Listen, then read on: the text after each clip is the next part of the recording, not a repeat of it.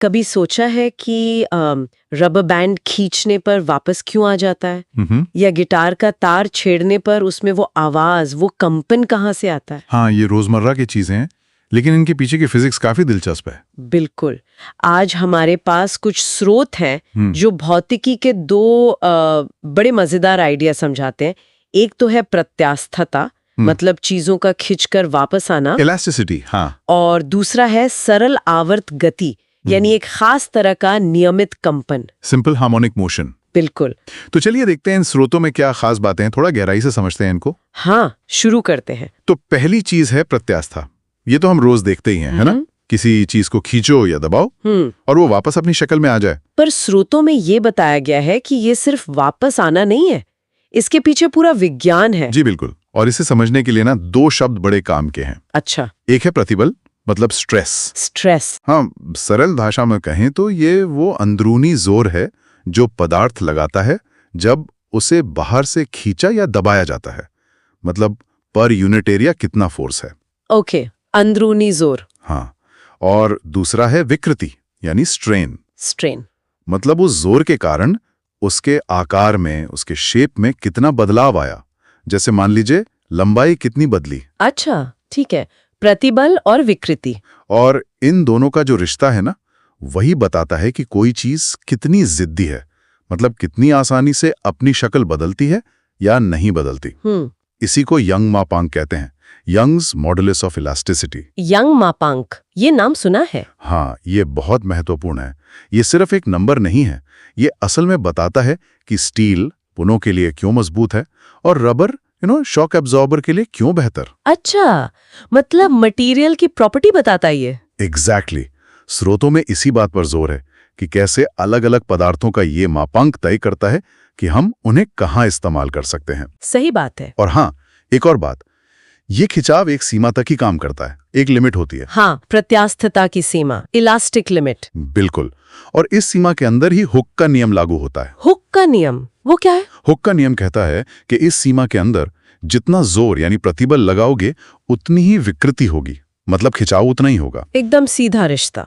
हाँ, प्रोपोर्शनल। हाँ। प्रतिबल विकृति के समानुपाती होता है और इसका मात्रक न्यूटन मीटर स्क्वायर या पास्कल होता है। ओके, तो ये तो हुआ पदार्थों का खिंचकर वापस आने का गुण, इलास्टिसिटी। हाँ, लेकिन कई बार ये वापस आना सिर्फ एक बार नहीं होता है ना, वो लगातार होता रहता है। उससे एक तरह की गति पैदा होती है। सही कहा। यहीं से शायद आवर्त गति और दोलन का आइडिया आता है, पीरियोडिक मोशन और ऑस्किलेशन। हाँ बिल्कुल। आवर्त गति मतलब कोई भी ऐसी गति जो बार बार एक निश्चित समय के बाद दोहराई जाए, जैसे घड़ी की सुई की गति। अच्छा। और दोलन गति उसका एक खास प्रकार है।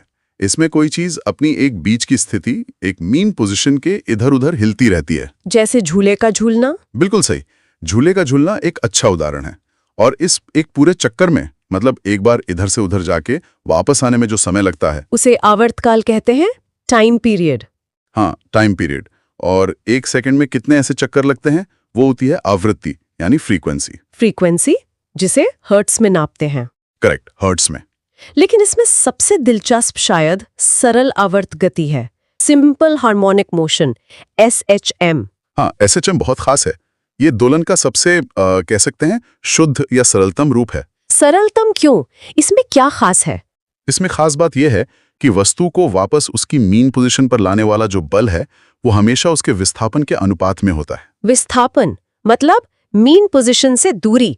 हाँ, मीन पोजीशन से वो कितनी दूर है और उस बल की दिशा हमेशा मीन पोजीशन की तरफ होती है। मतलब सोचिए, स्प्रिंग से बंधा एक वजन है। ठीक है। आप उसे जितना ज्यादा खींचेंगे, स्प्रिंग उतनी ही ज्यादा ताकत से उसे वापस खींचेगा। अच्छा। और हमेशा बीच की तरफ ही खींचेगा। यही जो खींचतान है, यही सरल आवर्त गति का मूल सिद्धांत है। ये तो इंटरेस्टिंग है। स्रोतों में ये भी बताया गया है कि SHM में जब कण, मतलब जो चीज हिल रही है, वो बीच की स्थिति से गुजरती है, हाँ, मीन पोजीशन से, तो उस पर कोई नेट बल नहीं लगता और उसकी रफ्तार सबसे ज्यादा होती है। बिल्कुल सही, क्योंकि वहां विस्थापन शून्य होता है ना, तो बल भी शून्य, लेकिन क्योंकि वो चल रहा है तो वेग अधिकतम होता है। और किनारों पर, एक्सट्रीम पोजीशंस पर, किनारों पर पहुंचकर वो पल भर के लिए रुकता है, तो वहां रफ्तार शून्य हो जाती है। लेकिन खिंचाव तो सबसे ज्यादा होगा वहां। हाँ, क्योंकि विस्थापन सबसे ज्यादा है, तो वापस खींचने वाला बल और इसलिए त्वरण वो सबसे ज्यादा होता है। ये तो वाकई डांस जैसा लगता है, बीच में तेज, किनारों पर धीमा, फिर तेज। एकदम सही। और ऊर्जा भी बदलती रहती है लगातार। बीच में गतिज ऊर्जा, काइनेटिक एनर्जी सबसे ज्यादा। और किनारों पर? किनारों पर स्थितिज ऊर्जा, पोटेंशियल एनर्जी सबसे ज्यादा होती है। कुल ऊर्जा अवश्य संरक्षित रहती है अगर कोई घर्षण न हो। अच्छा, तो अगर हम संक्षेप में समझें, इन स्रोतों से हमने दो मुख्य बातें जानी। एक तो प्रत्यास्थता, इलास्टिसिटी, हाँ, जो बताती है कि पदार्थ बाहरी बल का प्रतिरोध कैसे करते हैं और अपनी शक्ल वापस कैसे पाते हैं।